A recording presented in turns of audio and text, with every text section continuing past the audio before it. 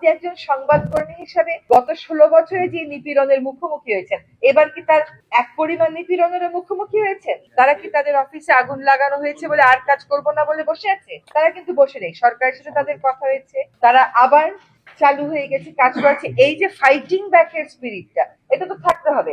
আপনি একজন সংবাদকর্মী হিসাবে গত 16 বছরে যে নিপীড়নের মুখোমুখি হয়েছেন, এবার কি তার এক পরিমাণ নিপীড়নের মুখোমুখি হয়েছে? তাহলে সেই কথাগুলো বলছেন না কেন? সেই কথাগুলো বলেন সবাইকে, মানুষের মধ্যে আশা জাগান, উৎসাহ জাগান। আমি দুইটা কাজ করে যাওয়ার চেষ্টা করব। একটা হচ্ছে সম্প্রচার অধ্যাদেশ, যেটা আশা করি হয়ে যাবে। আর গণমাধ্যম কমিশনটা, এটাও বুঝতে হবে যে আমার হাতে সময় আসলে মাত্র আর 1 মাস আছে। আমি আপ্রাণ চেষ্টা করব তার একটা অধ্যাদেশ অন্তত করে দিয়ে যেতে।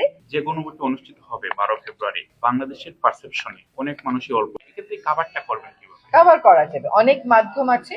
একদম গ্রাসরুট লেভেল থেকে স্থানীয় সরকার প্রতিষ্ঠানকে সম্পৃক্ত করে, তথ্য মন্ত্রণালয়ের যে গ্রাসরুট লেভেলের আবহাওয়া সেটাকে সম্পৃক্ত করে, সাংবাদিকদেরকে সম্পৃক্ত করে, আপনি দেখবেন যে যখনই যাচাই বাছাই প্রক্রিয়া শেষ হয়ে প্রার্থীর চূড়ান্ত হয়ে যাবে, তখন যে ভোটের প্রচারণা আসবে তার সাথেই একটা গণজয় চলে আসবে। যারা পরিবর্তিত প্রেক্ষিতে ভোটাধিকার প্রয়োগ করবেন তাদের জন্য অভিনন্দন রইল।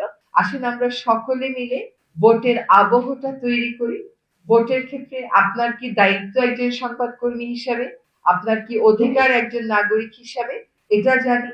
এবং একই সাথে সংস্কারের প্রশ্নে মানুষের মধ্যে যে ব্যাখ্যাগুলো দেওয়ার প্রয়োজন